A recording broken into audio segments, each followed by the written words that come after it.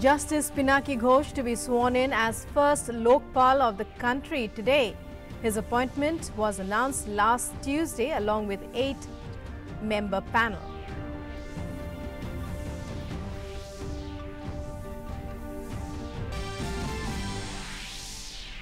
BJP releases another list of 36 candidates, mostly from Andhra Pradesh, Maharashtra and Odisha. Party also releases list for Andhra and Odisha assembly elections. Congress to releases list of 35 candidates for Lok Sabha polls.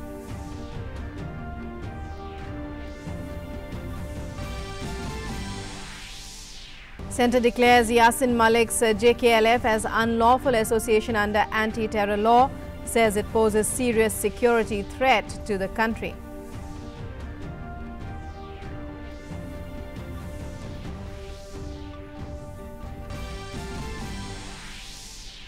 Big victory for security forces in Jammu and Kashmir. 8 terrorists killed in counter-terror operations in 36 hours. Jaish terrorist Sajjad Khan, a close aide of Pulwama attack mastermind, arrested in Delhi.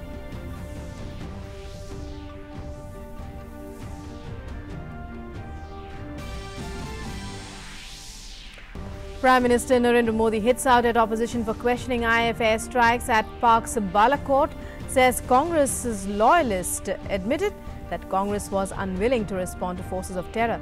BJP President Amit Shah says people will not forget those who questioned the valor of the armed forces.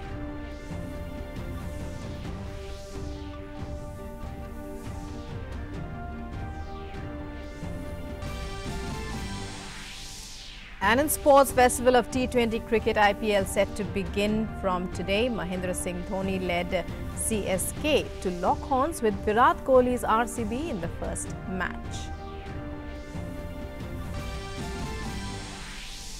And the Indian squad returns home after participating in the Special Olympics World Games at Abu Dhabi. Team which brought best ever medals haul accorded grand welcome at New Delhi's Indira Gandhi International Airport.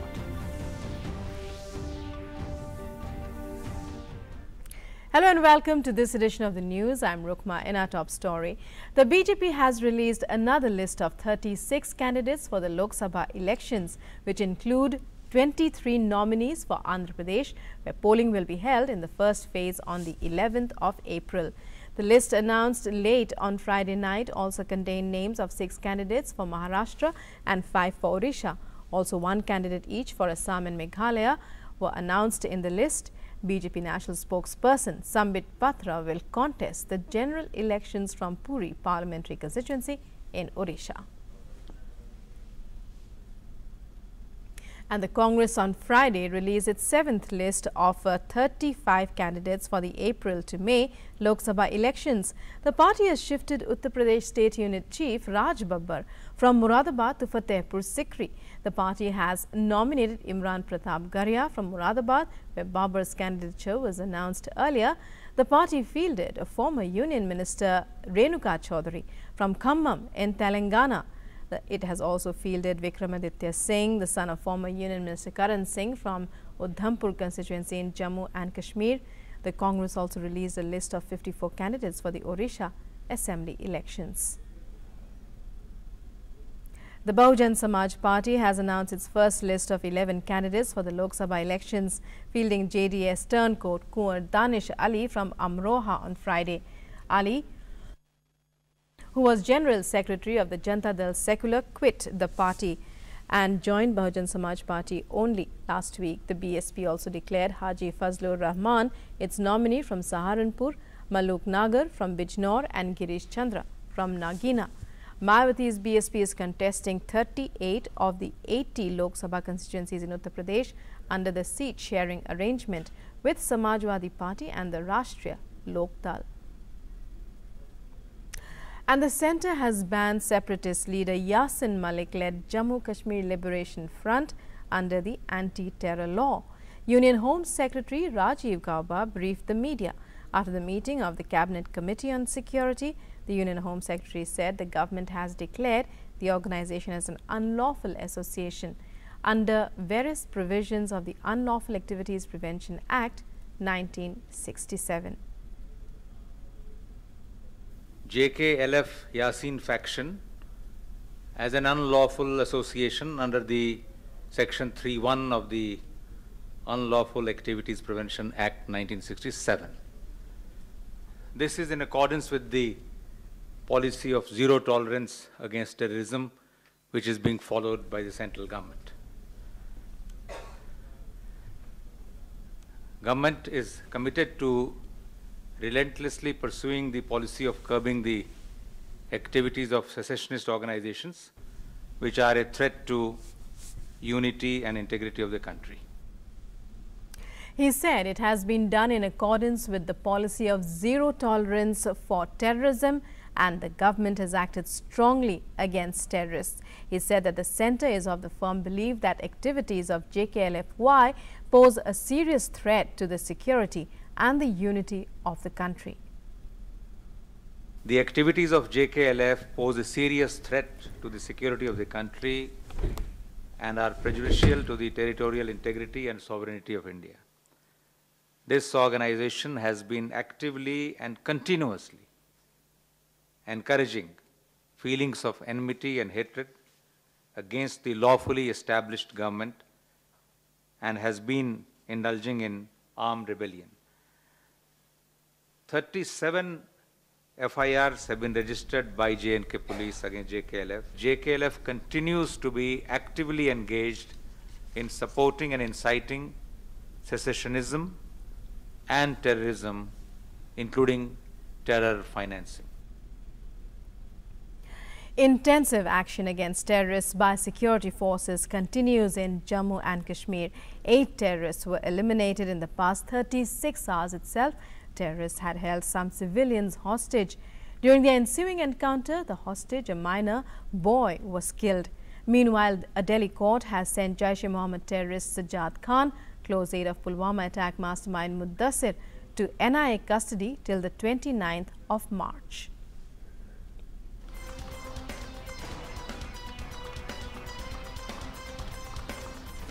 Security forces have got a big breakthrough in an intensive campaign against terrorists and terror outfits in Jammu and Kashmir. In J&K, with the killing of another terrorist in Shopian encounter, the death toll of terrorists in 5 different counter-militant operations in 3 districts of Baramulla, Bandipora and Shopian during the past 24 hours has reached 8. 2 terrorists and a minor boy held hostage by the Ultras were killed in an encounter with security forces on Friday in Bandipora district of Jammu and Kashmir. There, the terrorists had taken people hostage. The operation against the terrorists started on Thursday, but the security forces had to proceed with caution as the Ultras had taken 2 civilians hostage. While 1 civilian hostage, Abdul Hamid, was rescued on Thursday evening, the second hostage, minor boy Atif Ahmed, could not be saved and was brutally killed by terrorists. Ali and Hubayb were eliminated, and in that process, what information we gather from the rescue civilian, that the minor boy was being held hostage by the Ali. So he didn't allow boy to get out, boy to get released, and he basically killed the boy before our team stormed the building. Both were the foreign terrorists affiliated to LET and hardcore militants, and Ali have been involved in many killings, many civilian killings. Meanwhile, an unidentified terrorist was killed on Friday in an encounter with security forces in Shopian district. The security forces launched a cordon and search operation in Imam Sahib area of Shopian in South Kashmir, following information about the presence of terrorists there. Another gun battle broke out between terrorists and security forces in Sopore area of North Kashmir's Baramulla district. 1 terrorist was neutralized in Sopore. Earlier, 2 terrorists of Lashkar-e-Taiba were killed in an overnight gun battle in Hajin area of Bandipora district. Meanwhile, the Special Cell of Delhi Police also arrested a suspected terrorist in the National Capital Region. The said terrorist, Sajjad Khan, belongs to Jaish-e-Mohammed. 27-year-old Sajjad Khan hails from Jammu and Kashmir and forces belief he had know-how about conspiracy of the attack in Pulwama last month. He was in close touch with the mastermind of the Pulwama attack, Mudassir, who was killed later in an exchange of fire with security forces in Jammu and Kashmir recently. With Salman Qazi and Ashwini Mishra in Kashmir, Justice Pinaki Ghose will take oath as the first Lokpal of the country today. The panel, led by Prime Minister Narendra Modi, had announced his appointment on Tuesday, along with 8 members in the panel. Justice Ghose is 66 years old, retired as the Supreme Court judge in May 2017. He is a member of the National Human Rights Commission since June 29, 2017. The Congress is on the back foot again over its stand on India's action against terror in Balakot.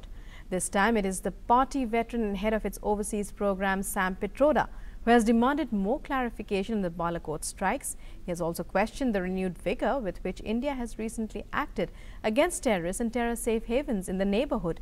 Prime Minister Narendra Modi and other leaders have come down heavily on Pitroda and the Congress, saying that the opposition has become the natural habitat of terror apologists. Here's more. Sam Pitroda, a close aide of Congress President Rahul Gandhi and chairman of the Overseas Indian National Congress, is in the dock after his comments on the IAF action in Balakot. Prime Minister Narendra Modi slammed the Congress and opposition for allegedly humiliating the families of martyrs. Rebuking Pitroda, who raised doubts of airstrikes in Balakot, PM Modi in a tweet said that the most trusted advisor and guide of the Congress president has kick-started the Pakistan National Day celebrations on behalf of the Congress, ironically by demeaning India's armed forces. Shame.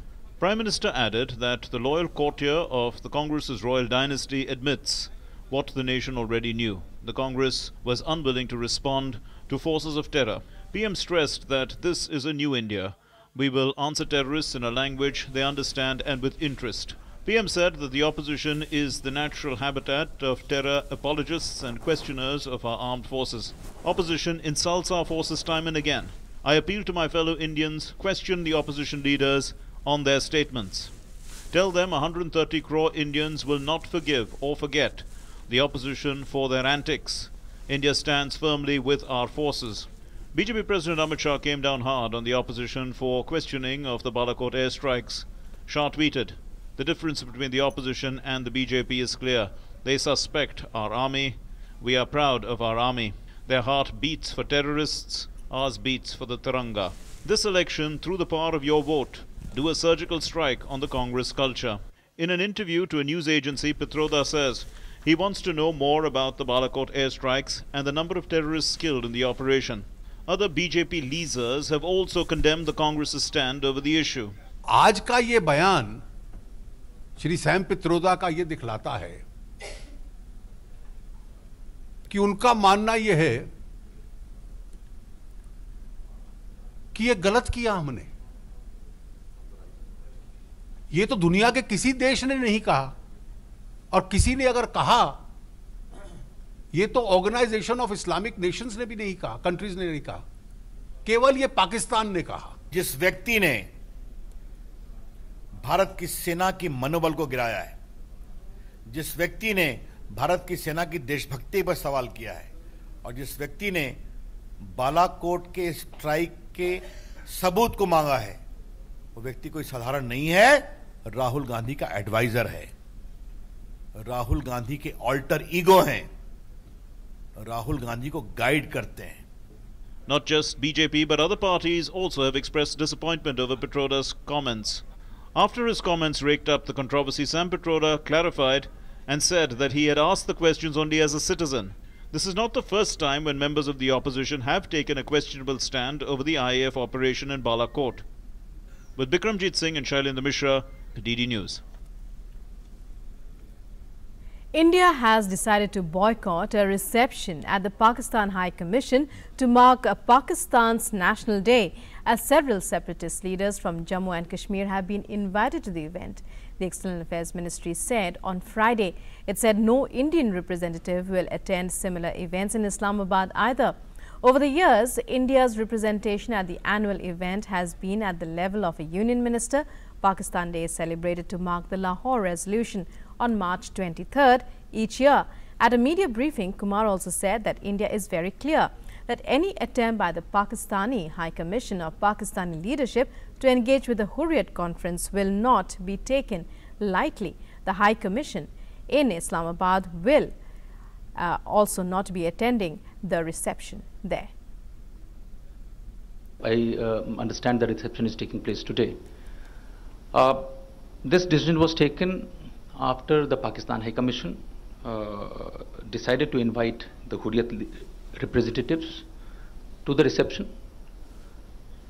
You are aware about our reaction in the past, I think most recently in February, on this matter. I think we are very clear that any attempt by the Pakistani High Commission or by the Pakistani leadership to engage with the Hurriyat representatives will not be taken lightly, and this is what we have said in the past as well. The Indian Navy took part in the humanitarian assistance and disaster relief operations in Mozambique after Cyclone Idai caused catastrophic flooding in the region. Officers from the rescue team were seen helping people stranded in the floodwaters to higher ground. They were also seen delivering food, water, medical aid and other essential supplies to relief camps by helicopter. Cyclone Idai battered Beira, a port city of 500,000 people, with strong winds and torrential rains last week, causing the Buzi and Pungwe rivers to burst their banks. Roads into Beira were cut off by the storm, and wide swathes of the Indian Ocean port city also lost power. The cyclone has killed 242 people in Mozambique and 259 in Zimbabwe, and the numbers are expected to rise. The death toll in the powerful explosion at a chemical plant in eastern China climbed to 64 and injured 640 others on Friday as a number of people succumbed to their injuries. President Xi Jinping has ordered that the cause of the accident must be identified as early as possible. The blast occurred on Thursday following a fire in a fertilizer factory in a chemical industrial plant in Yangcheng, Jiangsu province. Executives of the chemical plant have been taken into police custody. And it was on March 23, 1931 that 3 young freedom fighters were hanged to death in the Lahore Central Jail. 88 years later, the country remembers the martyrs Bhagat Singh, Rajguru and Sukhdev on their death anniversary today, also known as Shaheed Divas or Martyrs Day. The nation is paying homage to the great revolutionaries who sacrificed their lives for the country.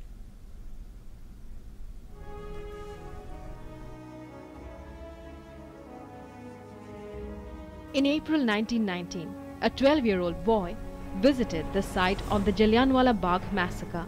He collected soil from the spot and kept it as a memento for the rest of his life. The boy was Bhagat Singh, one of the most influential revolutionaries of the Indian freedom movement. The massacre deeply disturbed him, and he resolved to drive the British out from India. Bhagat Singh was born on the 28th of September 1907 in Dyalpur in Faisalabad in Pakistan. His birth coincided with the release from jail of his father Kishan Singh and 2 uncles Ajit Singh and Swaran Singh. When he was pursuing law at Lahore, Bhagat Singh came under the influence of 2 teachers who were fierce nationalists. They were Bhai Parmanand and Jaychand Vidyalankar. Both of them left an indelible impression on him. Bhagat Singh later joined the National College founded by Lala Lajpat Rai, from where he graduated in 1923. In 1925, he founded the Naujawan Bharat Sabha at Lahore to inculcate a spirit of revolution among the youth. Bhagat Singh came in touch with other revolutionaries like Sukhdev, Chandra Shekhar Azad, B.K. Dutt and Surendra Nath Pandya.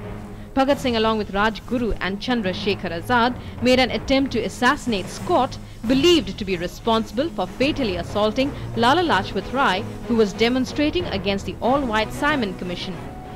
But Saunders, a police head constable, was killed by mistake. It was Bhagat Singh who coined the slogan Inqilab Zindabad, which later became the war cry of India's independence struggle. On the 8th of April 1929, Bhagat Singh and Batukeshwar Dutt threw a bomb in the Central Legislative Assembly in Delhi to demonstrate against the autocratic alien rule. They were later arrested along with Rajguru and Sukhdev. Bhagat Singh and his compatriots were tried and hanged in Lahore Central Jail on the 23rd of March 1931. Bureau Report, DD News. And moving on to sports, the 12th edition of the Indian Premier League begins today at the M.A. Chidambaram Stadium in Chennai.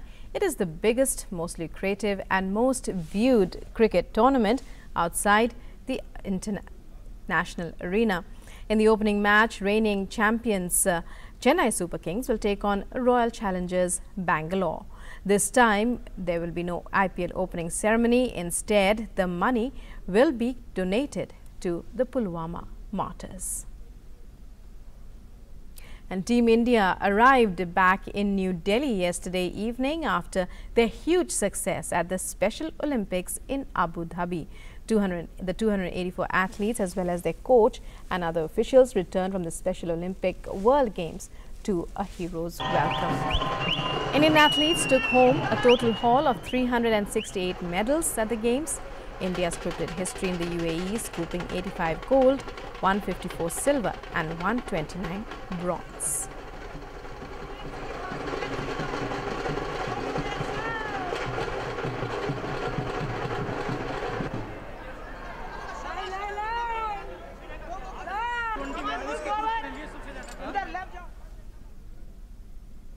And well, that's all we have for you in this edition of the news. News and updates continue on DD News. Stay tuned. Namaskar.